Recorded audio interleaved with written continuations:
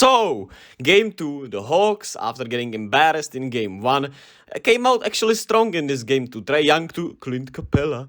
And yeah, I know I'm late on that call, but I had to introduce ourselves to this game. Oh yeah, I'm in a great mood actually, so this is gonna be real fun. DeAndre Hunter actually wasn't bad tonight. He started off hot, he had 10 points here early on, and the Hawks actually had a lead, but they instantly blew it. And this was the dagger already. Malcolm Brogdon from half court.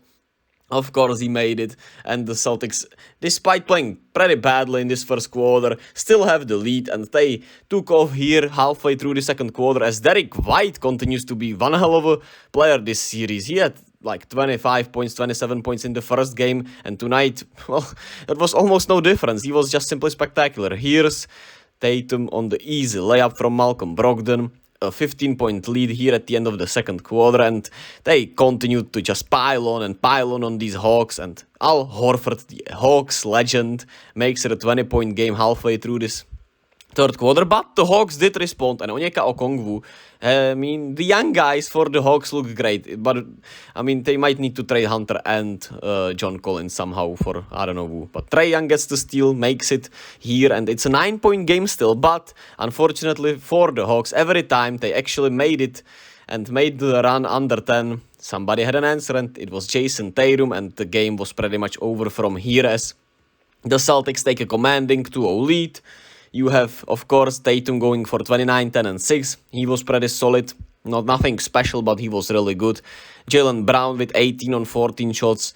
Wasn't as aggressive as I would like him to be, but he didn't need to really, right?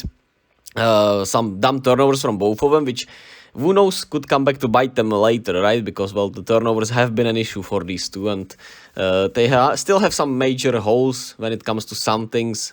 Jaylen Brown dribbling to his left. Pardon me, to his right. I'm actually confused right now. But you get the point. He is not great at dribbling to one of these sides, and now I'm actually confusing sides, so I'm not going to say anything. And Tatum has some issues with the ball handling, and of course, his, I would say, not layup package, but rim package when he goes to the rim and tries some euros and everything are not great also. But that's an issue for a later round. Malcolm Brogdon was really good off the bench once again. Didn't shoot the ball well, but had 7 rebounds, 8 assists, provided a spark plug. And Derrick White had 26-7, man, and hurt MVP chance. So shout out to him. Robert Williams, solid enough night. Marcus Smart had a good night.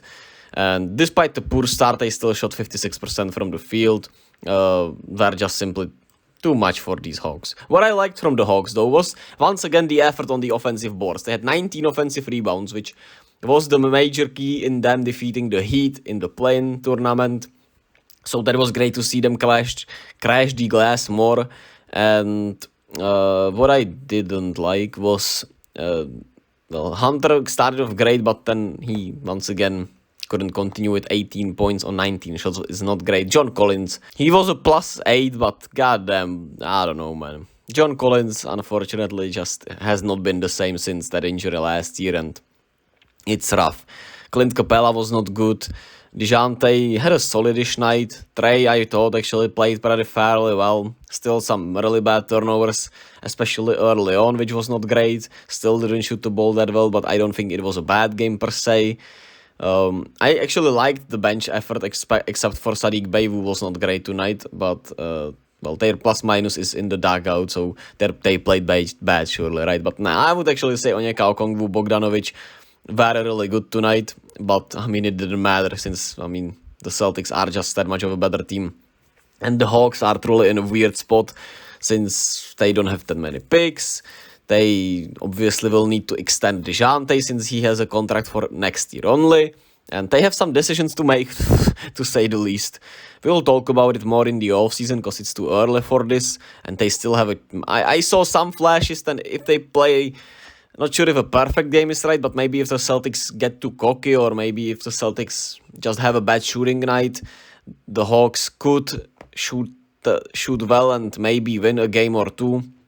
We'll see how they do in Atlanta, where they have played much better this year. And, of course, what counters that is that the Celtics were getting to the lane however they wanted. No point of attack defense, and the rim protection was just not enough. Even though you have Clint Capella and Onyeka Okongwu, it didn't matter because Though there were so many easy blow-bys, it's crazy. And I mean, you shouldn't be hopeful if you're a Hawks fan. Maybe you should be hopeful that the season is over and that there will be more, off-season stuff, maybe some new acquisitions, maybe you will get rid of some players and try again next year and with maybe a more hopeful outlook with a full off-season with Quinn Snyder and play with Krejci.